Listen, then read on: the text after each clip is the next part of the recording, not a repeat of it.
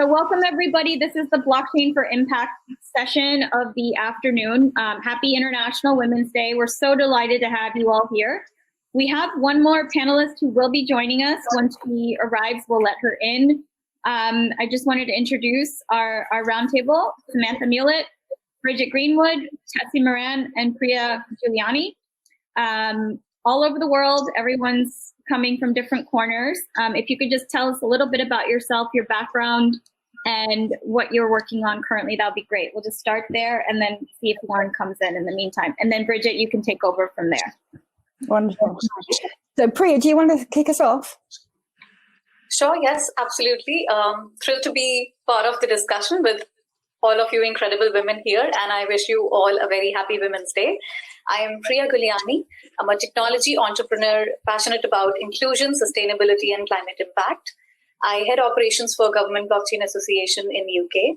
GBA is a global non-profit organization that brings together governments around the world, facilitating efficient and ethical and rational adoption of blockchain technology. We've had incredible growth in the past 3 years, and we are now a 15,000 member organization with 50 working groups and 120 chapters across the globe. Definitely recommend looking at our website to get to know more about us and the work we do in both public as well as private sector. Finally, I'm also the UK Senator for World Business Angel Investment Forum that works towards easing access to finance for entrepreneurs, increasing gender equality, and expanding financial inclusion globally. Thanks. Wonderful, thank you. Tessie. Yes, hello. My name is Tessie Moran, and I'm the co-founder of Liquality.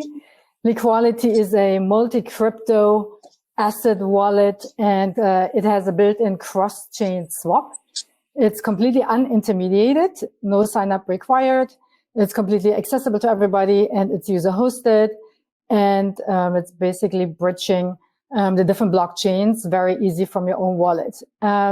I'm also the founder of Women in Blockchain, which I founded in 2016. It was the first organization for women at the time. And I'm super excited that we have now so many different types of organization out there. And we collaborate across the world, globally, with all these different women, with all these different organizations. It's super exciting. And we also have done a few special projects that I want to point out. One being the One World Award. We created criteria for hackathons that are about inclusion, and they work like a charm, because if you put a price on it, people actually try to fulfill that, right? And so that was really great. We did also Blockchain at the Edge, which is a series of workshops. And as it says, it's about building solutions for countries with different needs than we have in the developed world. And also, I work a lot of different opportunities, for example, with Consensus Academy to bring in scholars from all over the world on scholarships. And actually, 2 of the panels today came out of that. The next panel I'm introducing is an Iranian panel, and there are all these women who did the academy, which is super amazing because that's really bringing people in. And before joining Consensus, where Liquality is incubated, I worked with the investment bank of JP Morgan and during the financial crisis and a little longer. And then I realized it's pretty complex, banking, and doesn't work so well for everyone. And so I joined a working group of Occupy, the alternative banking group, and I was looking for alternatives. And so, and this eventually got me to where I'm at today. Very interesting indeed. Lauren, lovely afternoon to you. Even. Good afternoon to you too. My name is Lauren Halstead. I'm currently on the business development team at Chainlink Labs. Chainlink is the most widely used Oracle network for powering universally connected smart contracts, enabling blockchains to connect to real-world data. I just recently started on the team there, and I'm primarily involved in leading business development efforts for the DeFi space. Prior to Chainlink, I was at a distressed investment hedge fund for about 8 years, where I was a trader, just trading credit. So there I was able to see many inefficiencies between data flows, between, just trading and trading in general, between, apologies, like price inflows, back order office inflows, like trades being made and actually executed, and saw so many inefficiencies. And that brought me to the blockchain space where I am today. So I'm glad to be here with all of you women. And yeah, great to meet you guys. You too, Lauren. Samantha. Yeah, I'm Samantha Millett. So excited to be here today with all of you. A little bit about me. I'm based in Denver, Colorado, but I previously lived in San Francisco and New York. I have worked in tech for about 9 years. And in my mid-20s, I had heard about Bitcoin. I thought it was a great concept and idea. And I started going to meetups and lectures to learn as much as possible. And I noticed two things. One, a lot of women weren't in the room. I was one of very few. And two, there was going to be a massive knowledge gap between people that were in tech or could understand these concepts and people that just didn't get the language. So over the years, I ended up working in crypto. I worked on the tech side and actually launched a coin with a friend just to understand the mechanics. And then I also ended up working at Chainalysis and learning more about the regulatory and compliance side, as well as becoming an expert in crypto crime. So investigating crimes where they can actually use crypto to identify suspects. Then I ended up starting to work on a book that details the intersection of women and crypto. So I've basically been interviewing women for the past year and capturing all different stories, starting to map trends and things that I'm seeing as common, and then creating a book out of that. So that's set to be published in about 2 years. And then aside from that, which I've also been working on for a couple of years, is a website that just breaks down all things crypto for absolute beginners in language that's really approachable, easy to understand, as if a friend is telling you about it. So that is called theblockchain.com, and I'm excited about launching about Wonderful. Thank you, Samantha. And I'm Bridget Greenwood. I'm founder of The Bigger Pie. The Bigger Pie is one of those organizations that Tessie mentioned that is there to support women in the blockchain and crypto space. I came into the arena sort of in 2017. Some friends had told me about Bitcoin in 2015, 2016. I still haven't managed to buy any by 2017, but was paying a lot more attention. And a friend said, oh, well, I'll help you with that. And by the way, I want to set it up as a business, being able to help people go from fiat to crypto and crypto to fiat. So that's when I really started to get involved in the industry. And we had a look around and we could see that there just, the same story, that there just weren't enough women in the space. But the women who are in the space, who are pioneering it, I just think they're phenomenal. And the men probably are too, but I didn't study them. But I was looking at the women in the space, and I think perhaps when you're prepared to step out into an unknown field and say that you have a vision and that you believe in it to the point where, you're going to set up a company or you're going to start working in that field, it must take a type of character, because all the women are amazing. They're multiple degrees, they're so educated, speak multiple languages, have a career CV that is unbelievable. And Tessie is a great example of this, want to put their hands back for the next wave of people to come through to be able to help them in education. So I was like, okay, how can I best support these women? How can we support them? So it's really important. You can't be what you can't see. Right. And then the more time I spend in this, the more I realized how important representation is. So making sure that we have campaigns that shine a light on the women who are in the space. And we've had a number of articles that came out today to celebrate International Women's Day. And getting female founders funded as well is a huge thing. When we see across the globe, less than 3% of VC money goes to women. We need to be able to change that within the blockchain and emerging tech space, but across. So working towards what we can do to move the needle on that. So yes, so that's the panel. Thank you very much, Anu, for inviting us to be able to come and share this. What I'd be really interested in understanding is what problems each of you are looking to solve, and how this technology, the blockchain, is able to do that. Lauren, would you like to kick us off on this? Sure, I'd love to kick us off on this. So what problems am I focused on and solving is connecting real world data to blockchains. So for so long, like all these blockchains have just existed in isolation, and people have all these projects and make tokens, and that's really cool. And it's very interesting, and it's a great way to transfer money. But how do we get to the point where, the centralized world is interacting with us and starting to adopt our technologies? And how can we position ourselves for people to actually build projects that are actually useful? So that's the problem I'm solving right now, is how do we make blockchains useful and work in the modern society? And I think it's really interesting through smart contracts is that, like, I can give some examples that I've realized, like, learning through at Chainlink. Right now, like, insurance obviously is very costly and very time consuming. Have you ever been on a flight and, you know, it's delayed and you signed up for the insurance, but you go back home, you send in the insurance and they tell you, you know, you like, this doesn't qualify. And then you go back and forth. I've spent like weeks of my life trying to get $100 back on a plane. But through smart contracts, it's interesting that we can create through like a decentralized network. We could feed data. Like if we have a weather source fed into a smart contract, all of a sudden you're sitting on that plane and all through the smart contract system, it will automatically know that the flight is delayed and you'll get the money right away. So I think like that would be an example of how we're solving things, and it would just save tons of time and efficiency. Like, and I know one thing that people are worried about is complete elimination of back offices, but I think that we can find a way to exist where people will understand smart contracts and be watching them and ultimately just like be able to make this a much more efficient system than we have right now today. That makes sense. Tessie, did you want to sort of go next, because you're looking to achieve similar things in terms of interoperability, as I understand it? Sure. I'm solving for equality, always have. And equality for me means access.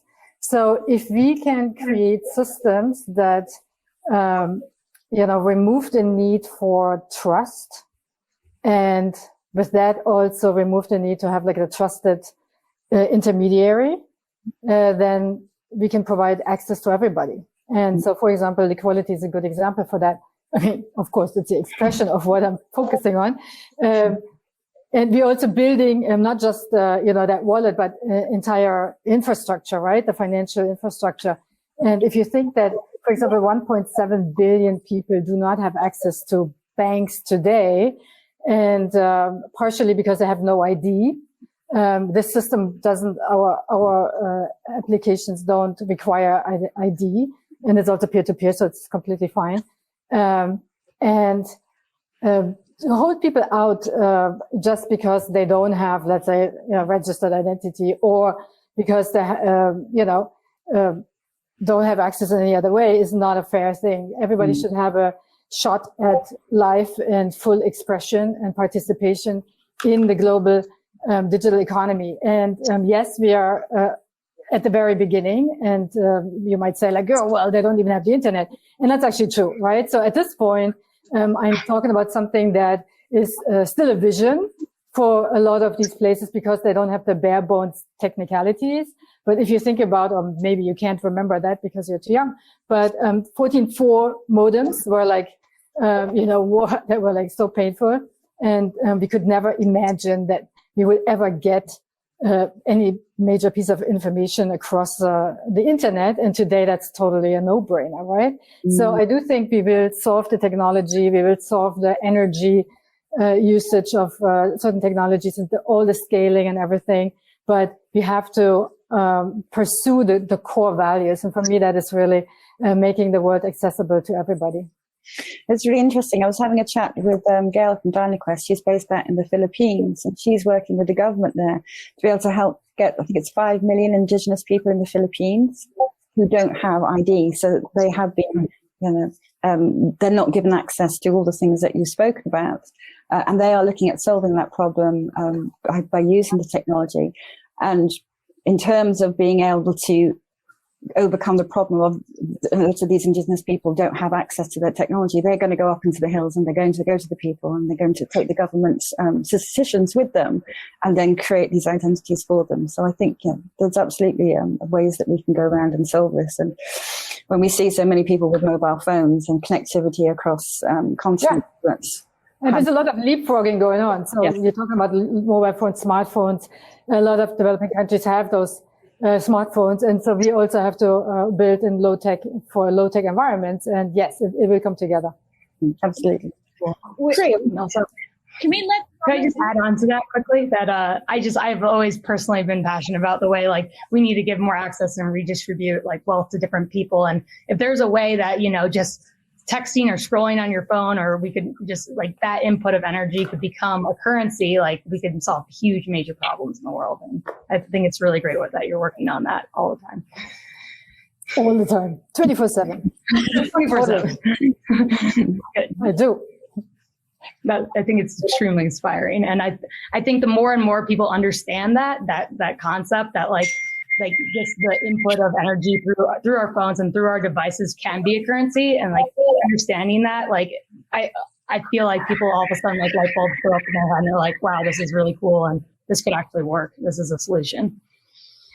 Yes, I mean, I'd like to touch on a bit later in the session about the vision and about the complete change in mindset that some of the leaders have, and how that works, and how we can migrate from that vision of the future to, as you were talking about, being able to bring in everyone else along the journey with us. But Priya, I would love to hear about from your angle how you see this technology, what you look focused on solving. Sure, yes. Like I said, I'm passionate about inclusion, sustainability, and climate.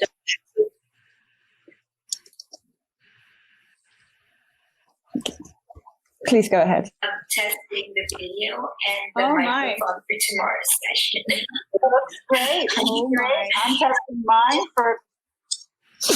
Okay, did it go away? You're still with us, Anu. Did it go? Yeah, I'm here. Can you hear me? Yes. Yes, we can hear you. That was the first experiment. We can hear both rooms going on at the same time. So I think, when I went to the other room, the tech room, and it didn't switch off. So sorry, that was my fault. Okay. No problem. Okay. So as I was saying, I'm passionate about inclusion, sustainability, and climate impact. The Sustainable Environmental Stewardship Working Group within the GBA. And that basically the essence of the group is to bring together people who are passionate about supporting environmental initiatives through the utilization of technology. So certainly my focus is on impact solutions using blockchain technology. And of course, there'll be a lot of debate, I think, about that. But the key thing is that the growing environmental challenge is evolving the business economics and hence creating an obvious trade-off between the social, responsible, and ethical commitments, as well as the viability of the project. The future of planet depends on all of us, and we have to bring a remarkable and cumulative impact for humanity. So this working group basically promotes initiatives that will demonstrate how blockchain can work towards a more greener and more sustainable ways. When we talk about blockchain use cases that are particularly relevant across environmental applications, they tend to cluster around cross-cutting themes, for example, enabling the transition to cleaner and more efficient and decentralized systems, peer-to-peer trading of resources or permits, supply chain traceability and management, and new financing models for environmental outcomes. The one that I'm currently focusing on is applying blockchain to improve transparency in the food supply chain. And that basically happens by enhancing the ability to track food from the farm to the fork. And I believe that has a tremendous impact, because when you record transactional data throughout the supply chain on blockchain, that establishes an immutable record of provenance and offers the potential for full traceability of products from the source to the store.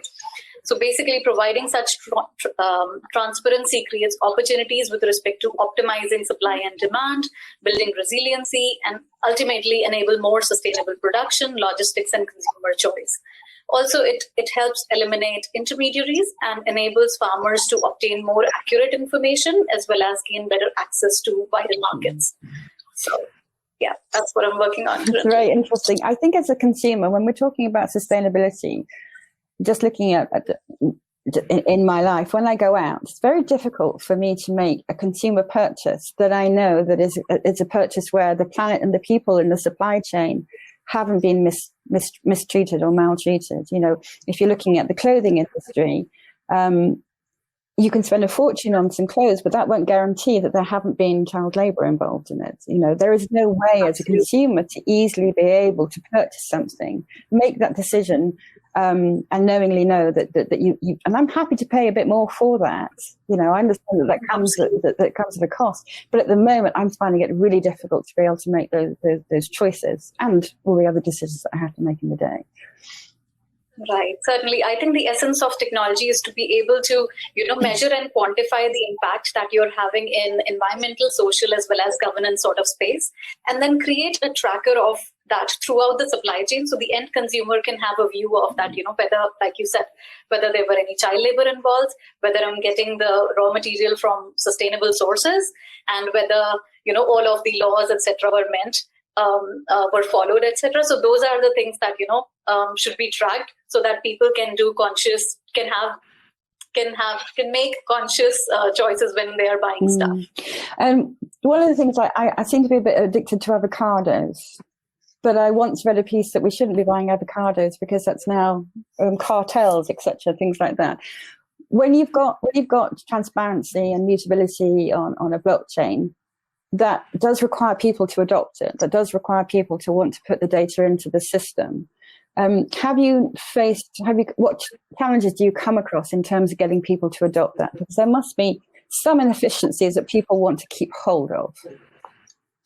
Certainly. When you're talking about a multi-party, multi-stakeholder system, when you're talking about the end-to-end supply chain, there are a lot of people involved, right? And the lack of trust and the coordination leads to inefficiencies. And that's what I think blockchain, the role is basically to solve this problem in a cost and time-efficient manner.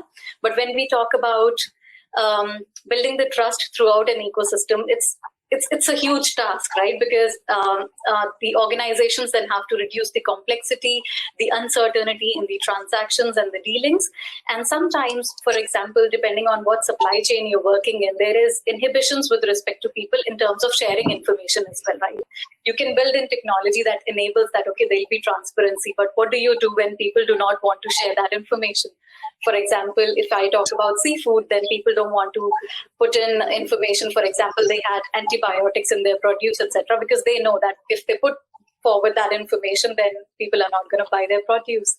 So how do you enable that sort of transparency and still enable that collaboration among the people with that trust? I think those are the key aspects that are challenges, I think, when we talk about transparency in supply chain. Have you heard of a company called AgriLedger? Definitely, yes. So Genevieve is speaking in like an hour from now, 2 hours from now, in the Caribbean Crypto Queens, and she had stated that they had a significant increase in overall profits because of the efficiency, and it was partly that that the incentive for the farmers was that they're not losing produce that could be sold, versus like if the system is broken, then ultimately the end person doesn't get paid. But she's definitely cracked that, and now I believe she's I don't know if she's operating in the UK, but this is a success story that's scaling, and I believe in Africa now as well. Yeah, agree with you. I've been following AgriLedger's story, and it's quite phenomenal. John Weave is phenomenal as well, certainly. So yes, that's true. And because so somebody's saying she operates in UK Jersey. Correct. And Haiti, she's speaking on behalf of Haiti today. So correct, exactly. So there you go. Both wonderful. It's nice to have a global community here. Like everyone knows. Samantha, would you like to pick up on how you're looking at making an impact and what that looks like to you? Yeah, of course. I am really prioritizing inclusion and education. I think what I saw early on in the lectures and meetups in San Francisco when I was trying to learn more about blockchain, I saw two disturbing things. And one, there just weren't enough women in the room. I think one of my first meetups, there was a speaker, and then after the speaker, a long line of people lined up to pitch their ideas for different blockchain-based projects. And the ideas for the projects were amazing. They spanned all different industries. It was just ripe for so much opportunity, not just for them to get investment, but for them to, gather their own sort of teams from this thing. And there just weren't enough women there, and there wasn't enough diversity. And then on top of that, I noticed that a lot of the language was tech-based. And I thought, okay, well, if this is going to take off, if we really are going to achieve mass adoption, we need to make sure that the knowledge gap is served, and that we talk about this in approachable language so that people don't feel scared or intimidated or like they're not smart enough. So I've been super focused on this website, technically for the last 5 years, but really building it, building all the content, making sure it's updated, because this space just evolves at lightning speed the last 2 years, and making sure that I'm writing it in a way that like my parents can understand, or my cousin in Pennsylvania who works at a hair salon can understand these concepts. I'm always so disheartened by my friends who are like, I'm not smart enough for that. It's like, no, you are. Anyone can, not necessarily like get into crypto, like you can do that, but there's so many other things you can do with this technology. If you have an idea, propose it, gather a team, go after it. And so that's really what I want to empower people with, is that confidence to go into blockchain and be like, I can learn this, and I can, go after an idea that I have. So that's what the Blockhead is about, and I'm really excited for it. The language is funny, it's entertaining, it's something that you want to read. I think right now the information on blockchain technology is so scattered. It's really rigid, and it's quite honestly pretty boring to read through. Like, I myself have read through certain books and things, and I'm so passionate about this space. But even I find myself like falling asleep reading like currency wars or like certain things. So that's one half. And then the other half for me is really just getting women's stories. I think it's so important to tell people's individual stories and then see how they all connect. And I've had the pleasure of kind of meeting and interviewing women from all around the world, all different backgrounds. I mean, it's so empowering to read what people have been through and how they've maybe made a career change or moved or completely just changed up their life and gotten into this space and are now in a place that they could never imagine was even possible 5 or 10 years ago. And so I'm really focused on kind of the entry door of blockchain and making sure that's bigger and bigger for more people to enter, because I believe in this space and I think there's so much promise here, and it'll get even better with more diversity and inclusion.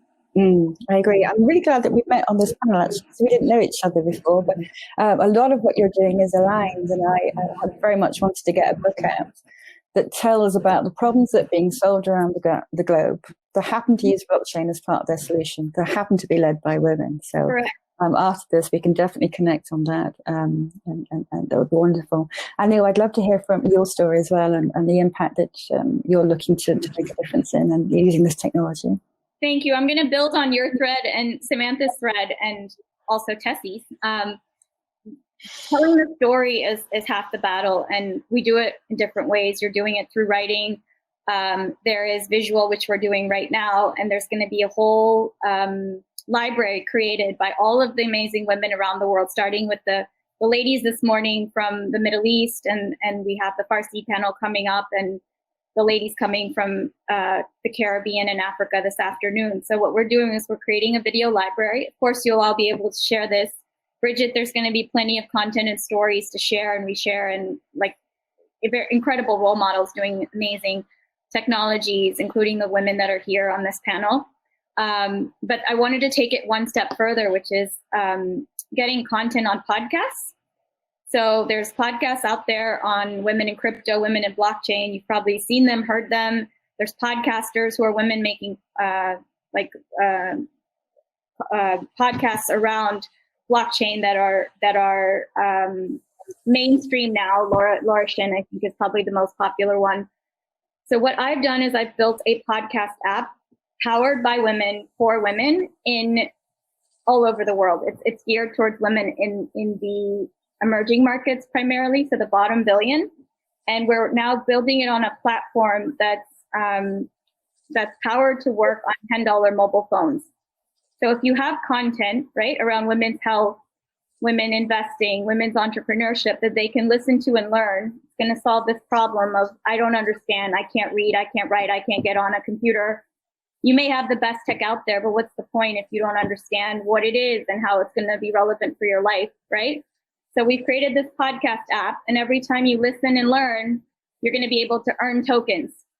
And ultimately, these tokens can then be used for certain gift cards or services in the future. So we're right now in the process of integrating that blockchain tech in the background. We're under multiple NDA, so I can't go into further detail about who and how and where and when and all that. But the Android and the iOS apps have been built, and we have the wallets integrated on the back end. So now we're dealing with the regulatory issues, which you're all familiar with and dealing with. But we want to take it to the next level and put tech in the hands of these bottom billion women that they can actually use, and you have a way for them to listen, learn, and earn money while they do it. So that's what we've been working on. And this is one way of pulling all of the stakeholders together to understand why this technology is relevant and why people like you are working on groundbreaking technologies and why their stories matter and their stories are important, and ultimately why they're important for driving their own change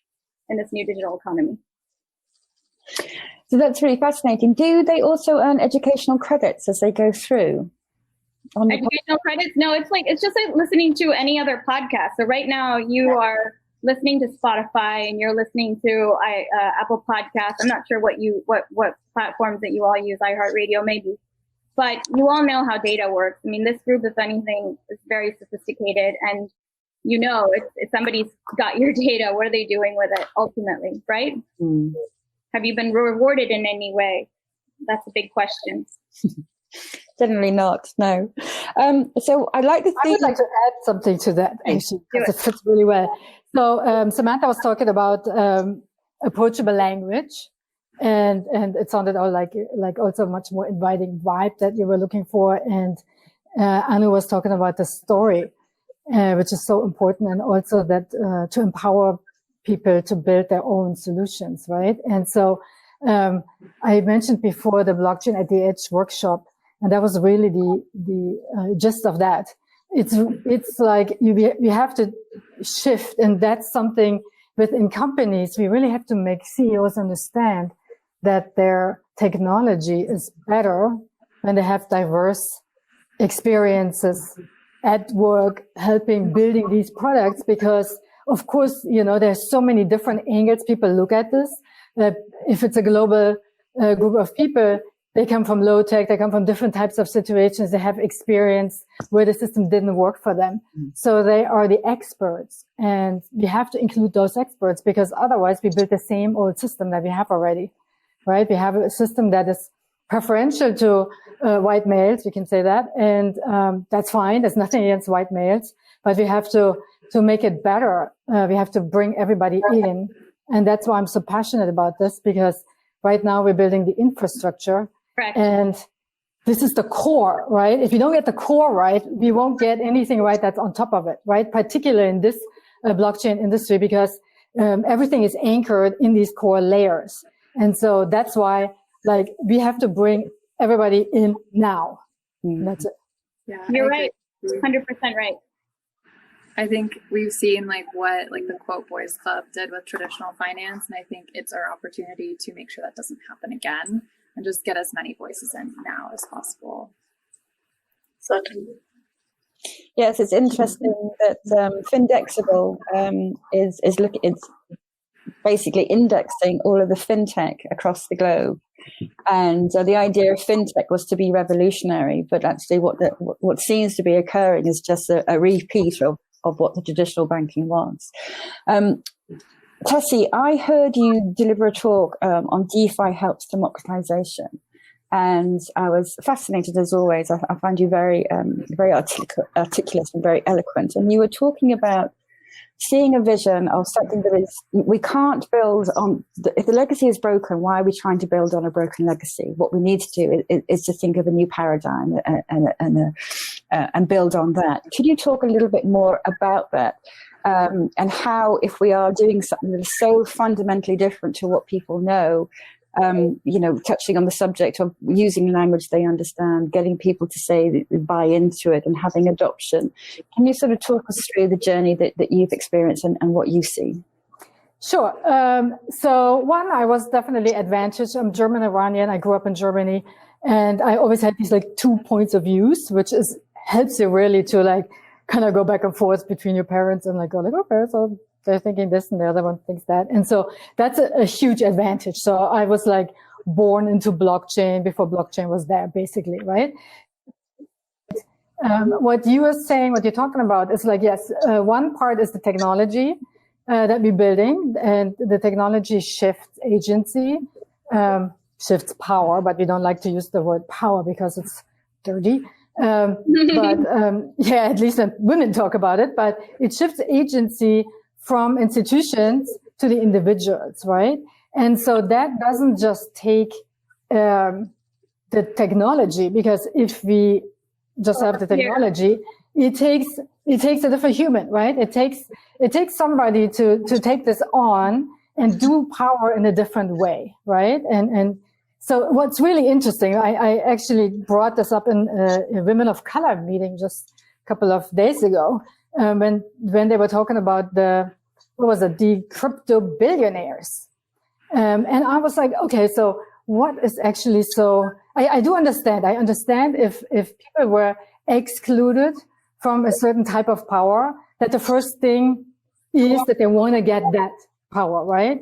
But really, we have to think beyond that, because think about it, billionaires are the result of an exploitative system, right? This was in a group of women of color. And so it's like, no, we don't want to flip the system and just take over. I understand how you get there and you get to that thinking, but we really have to change this, right? We have to come to a different way of not like top-down thinking, not like the typical corporate structure. That's why I love blockchain, because it allows to organize and collaborate horizontally and bring your own reward systems in, your own criteria, what you want to reward within certain groups, right? And so it's a completely different structure. And I know this is a very much like once we get it, it'll be great, because there are tons of women, amazing women in the pipelines. And I'm just like so positive on the future, so optimistic. And so really, the change is technology that enables, and a human that understands it and takes that technology and doesn't try to bring it back to top down. The internet was initially a decentralized technology, by the way, and it's taken on by corporations, and there's nothing decentralized about it anymore, even though it was a revolution for communication. But power is going to shift when people that don't understand the technology are the ones that are driving it, ultimately. So you have high tech that's being contained within people that are your traditional users, but when you can dumb it down and make it simple, that's when this whole transformational shift is about to happen. And there was a case, I think, Bridget, you alluded to it earlier in this session, where in the Philippines, that technology, they started introducing NFTs in the villages. And is that the same one? It's a different story, but the Philippines is a great example for, I think, blogging. I heard about this story where they're using NFTs, and it started off by this game, this like coding game, and then people realized, hey, I can play this game, I get these tokens, and now I can use an exchange and convert that. And it all started with survival, ultimately, food, water, and whatever, but they were playing this mobile game. And there was a woman that's making a video documentary on this, and they're going to have it ready by the end of the month. It wasn't ready now. But ultimately, it's to show how this high tech has now gone into these rural villages, and now it's becoming something that's adoption, case study, and scalable. Yeah, it was really interesting, because a lot of the Philippines, like everyone else across the globe, basically had their income taken away from them when there was lockdown. And so, there are some positives from the COVID effects and from lockdown, and a leap forward in digital understanding and adoption technologies, I think, is definitely one of them. Definitely. Innovation arises from adversity. So post-COVID, I think it has given people a lot of time to reflect and understand that, what changes are needed, and to focus in that direction. So I think that's a good leap for it.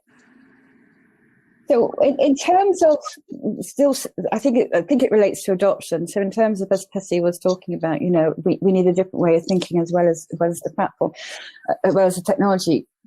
We have to unlearn, don't we? For a number of people where you just know of one system, of a centralized system, of a top-down system, or you bring someone who has no preconceptions of what power might look like or what an organization might look like. There must be a lot of unlearning that needs to be done. So, is that something that you're finding when you're looking at the people that you've interviewed and the communication that's needed, Samantha? I have, yeah. I think the the unlearning is almost the key piece to people getting over the hurdle. I think everything that we know is a centralized system, whether it's our government, the organizations, or companies that we interact with. So wrapping people's heads around the concept of decentralization is usually the most difficult part. I think when people understand that this space also has more of a collective spirit about it, and that when people talk about blockchain, they're not necessarily wanting everyone to adopt, you know, decentralized systems for like some get rich quick scheme. Like, these can actually impact so many different industries. I think that's also something that's surprising to them. They hear about something like Bitcoin, that's usually their entry to blockchain or decentralization, and they think of it as monopoly money, and so then they don't take anything else seriously. And it's like, let's take a step back and let's re-look at decentralization, just keep an open mindset. And I think, you know, for the Blockhead, I had wrestled with like the Getting Started guide for people who are new to the space so many times, because like, how do you introduce this? And I think always starting off with an open mindset and being able to look at your world and see it with fresh eyes and understand that there are a lot of blind spots in our current world. You know, for fiat currency, for example, the US dollar, a lot of people still think it's pegged to gold. And that ended in 1971. You know, it's been like 50 years since then. So I think there are a lot of misconceptions and definitely a lot of unlearning that needs to happen. Yes, I think it's interesting when you talk about learning about fiat currencies. I was a financial advisor. So in the UK, as an independent financial advisor, you have to go through a number of exams to prove that you're qualified before they let you out to the public. And at no point is this idea of a fiat currency ever discussed. It was only until I got interested in Bitcoin and understanding what was Bitcoin looking to, what problems was it looking to solve. And then we got into the fiat currency. And then I was talking to an investor and he's like, what are you on about? What's fiat currency? And it's just fascinating, isn't it? This story, we don't need to know anything about the story. We're all bought into the story because we're born into it and we just accept what we're born into. But when you realize that money is just a story and you can change that story, I think it becomes very powerful.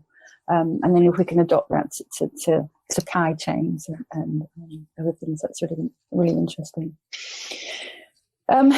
Priya, I'd love to learn more about the sustainability and the challenges that are being faced and how you are seeing those being overcome, how you're seeing the communities overcoming them, how much cross-adoption is there? How many problems are similar do you see across the people trying to adopt in the supply chain? And how much cross-cooperation is there in looking at solving this at this early stage? I think if I were to say that in a statement, then it's like, if history has taught us anything, then it's like nobody readily accepts change, right? And the transformational changes, whenever we are talking about, they basically do not happen automatically. We need deliberate collaboration between diverse stakeholders ranging from technology people to policymakers to government and to all of the people who can, you know, combine those and then enable that entire ecosystem. So that's, I think that's universal, not just about the supply chain, that's universal to all systems. And that's where it is, right? I mean, blockchain as an essence, it's about decentralization, and it still requires a lot of collaboration with respect to when we are talking about, you know, all parties exchanging information. And that, those aspects, I think, are where a lot of interlinking is available. When we talk about specifically sustainability, then it's about now interlinking that with what ESG metrics, for example, we can calculate so as to measure impact, that we can say that, because there was a lot of question around efficiency of blockchain, particularly because all of it is measured on one particular aspect, that is Bitcoin, because it works on proof of work protocol. And that's what it is, that when we are quantifying impact, then it doesn't have to be from one aspect, it has to be from it has to happen from a holistic aspect, that don't just focus on one area. For example, the proof of work is taking up so much efficiency and it's taking up so much energy. Think of from other protocol perspective and create a cumulative impact. That is it really that what we are focusing on, that blockchain is not positive for the environment? I think that's the key focus area that, you know, when we talk about sustainability, is we need to get to.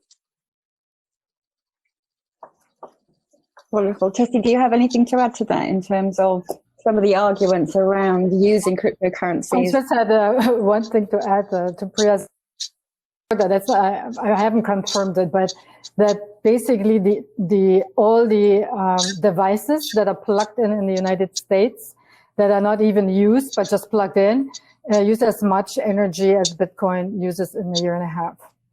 So that's unconfirmed, but yes, like going back to the 14.4 modem, there are certain issues like scalability and use of energy. These things will change, right? And if you think how much energy banks take, if we reduce those banks, this will be amazing, right? We will save a lot of energy there. I wanted to point out a project, actually the biggest humanitarian blockchain project, which is called Building Blocks. I don't know whether you have heard of it. Human Hadid. He is amazing. It's in the works by the World Food Program since, I think, 2016. Consensus social impact team had some involvement with that project. And it's assisting basically different agencies to collaborate in helping out the refugees. It was used in Jordan first. And now during COVID, it also was helping and adopted some new technologies to support people in refugee camps. The Rohingya, I think 500,000 of them already got assistance via that. And it has all to do with giving food tickets and across different agencies. So it's all about collaboration. Another thing I want to add on the energy point, I think that's a narrative that a lot of media likes to hang on to, and counterpoint to the benefits of things like Bitcoin. But one important point I wanted to make was that the majority of energy sources for mining and such are from renewable sources, and that's another stark difference between this space and like traditional finance and as Tessie said, all of the energy that the banks around the world use. So, and that's without even getting into the politics of mining and what's happening in terms of mining, who's being used and the damage that's being done, and the energy that's used for traditional, as more established measures of wealth. As I say, gold has a terrible reputation. Certainly, yes. So basically, when we have to change the underlying infrastructure as well. For example, when we are talking about Bitcoin, as Samantha mentioned, if the electricity being harnessed is being used from renewable energy sources, then that's not an issue. And also from a technology standpoint as well, Bitcoin was built on proof of work, and now blockchain itself has evolved, and there are a lot of new protocols have come which are less time, cost, and energy consuming. So I think those advancements are happening, and that's what it is, that people just don't have to look at it from one lens. And it's for all of us then that to participate and educate more and more, that say that that perception has to change, and that will happen via innovation as well as via education.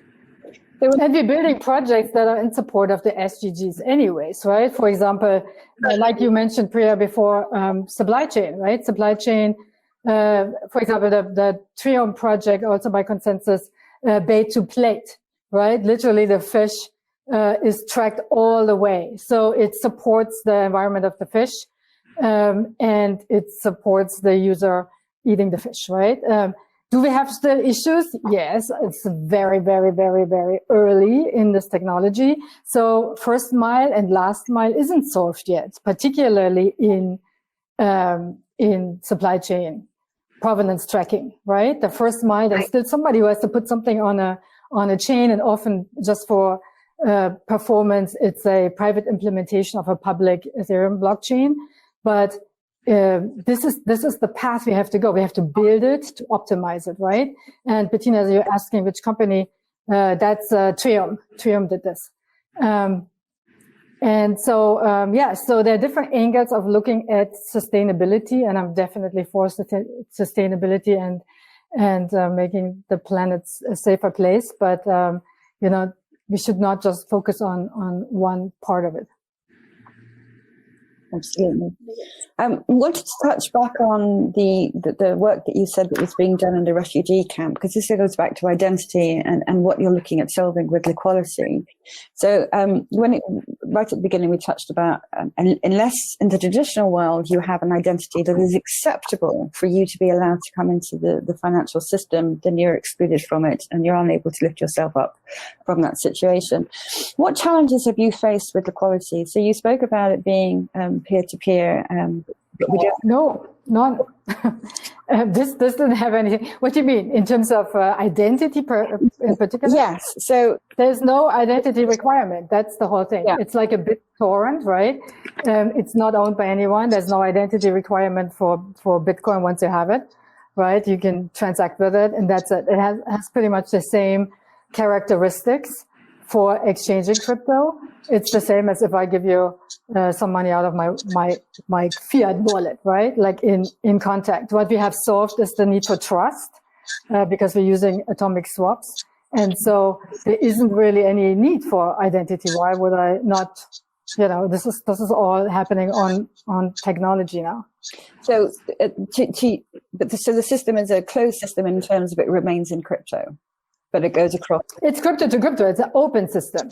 It's an open system, and it's not. It's literally to the point that we, all our source code is open. Anybody can build on top of it using the same infrastructure layer, right? This trust layer, this layer of it's called chain abstraction layer to make all these technologies, these blockchains talk to each other. So anybody can build on top of it, because really where we're at with this from a technology point of view in blockchain in general, we are really still working out the standards, right? Once we have the standards, then we don't have to talk about it anymore. Nobody's talking about TCP/IP, right? Correct. But today that's oh my God, blockchain, but in the future, this should not be the focus, right? The focus is what do you want to do? What do you want to solve? And how can we solve the problem, right? And so that's why I'm so adamant about, one, that you get the foundation layers right, and do not forget why we like blockchain, right? Blockchain means you focus on the block. If the block doesn't make a difference, then you're having a database. You have a DLT, distributed ledger, which is fine, nothing against databases, right? But that's the difference eventually between having a UPS provenance tracking. I mean, we can do that today, right? And something that you can trust, which only happens on the open blockchain, right? So one of the questions, as we're coming up 8 minutes to the hour, one of the questions that I'm interested in is we're talking about a different way of doing business. We're talking about using technology and having a different mindset in how we're solving problems, but we still need to pay our bills. So do we have new financial models? If it's not centralized, if I can't be a gatekeeper and control people coming in and control people going out and charging a fee in that, what do these new systems look like in terms of their financial models? Who are you asking? Anyone who would like to answer that. Who has the answer? Because this is really the crux of it, right? We're building this unintermediated space, and if nobody's in the middle taking something from here and giving it to there, how do we monetize, right? And that's why, again, we have to zoom out and understand the space. And find different financial models is as important as creating the technology and as creating the user who uses it. So monetization models is definitely one. And blockchain actually has a lot of nice ways of being able to, provide rewards by contribution. Tokenization rewards are some of the new models that have come out as part of this technology. Rewards, gift cards, and again, tokens, yes, but there's also, I've seen tools where you can invest Dharma compound. Ultimately, there's a reward mechanism in there, and it's yield. It's ultimately a product that has a financial incentive in there if you save or you spend. Right. I think one thing which we perhaps touch slightly on is the self-sovereign identity model as well, right? Because it's about giving the people the power back to people, wherein they have control over, how they are sharing identity, and that sort of reward system. For example, it's not just when I am sharing resources or when I'm sharing services, when I'm sharing my data as well, that should be rewarded as well. So that is a concept that has originated from blockchain, which I'm particularly in love with. And the same as in money, what Bridget mentioned before, people start thinking about money when they hear about Bitcoin or Ether, right? They go like, oh yeah, but it's just play money. There's no real value behind it. It's like, hello, So the same is with identity. I worked on self-sovereign identity model Uport initially on the alpha.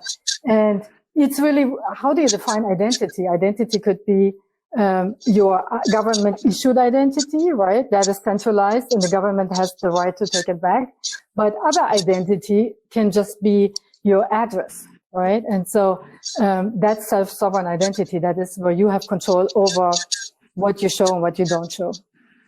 Yeah, I think in terms of money, we don't really know what the end game looks like. We don't know what our world's going to look like in 10 or 20 years. But I think when people do start to adopt Bitcoin and understand and wrap their head around concepts like, oh, wait, I can bank myself. I can actually hold all of my money.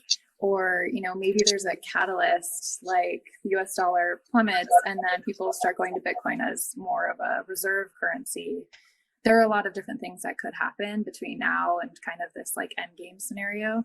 But I do think Bitcoin is a great gateway for people to understand, the concept of like self-sovereign identity or how decentralization works or how they can have, more of a role in these protocols where there's proof of stake and, put their coins in the mix and help it operate. So I think there's a lot of different ways that this could play out. But I think Bitcoin will be an important gateway for people to start understanding these more complex concepts. No, completely agree with you, Samantha. And certainly because I think more and more technology improvements would happen with respect to protocols as well. We already have so many. When we started from one, now we have proof of authority, proof of stake, proof of history. And I'm sure there is so much more work happening with respect to protocols that would make this technology more mainstream and people won't be scared about the nuances that they are scared about right now.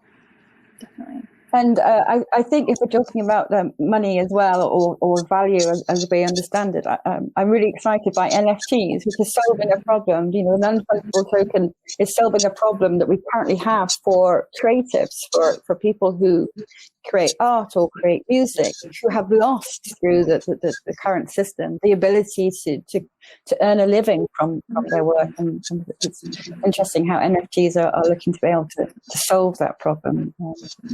So thank you so much, Tessie and Priya and Samantha and Anu and Lauren as well for joining us for this hour. I would just like to offer you each to close with a few words of what you would like the listeners to take away from, how they can contact you, and if there's anything else that you'd like them to do next. Samantha, would you like to go first? Sure. I just want to thank everyone for the discussion today. I think this was just so enlightening and empowering, and I feel even more passionate about this space than ever, and I'm just so excited to see what happens. In order for connecting, feel free to add me on LinkedIn. I'm also on Clubhouse all the time. I'm in a lot of like blockchain and Cafe Bitcoin rooms. So feel free to add me on there at @Smollett, or just visit my website at smollett.com. Everything is Smollett for me, just S and then my last name. Feel free to send me a message. I'm always happy to connect. Wonderful. Priya. Well, thanks, Bridget. Wonderful session. Thoroughly enjoyed it. I think I want to close it with that if harnessed in the right way, blockchain has significant potential to enable us to move to a cleaner and more resource-preserving decentralized solutions, unlock natural capital, as well as empower communities.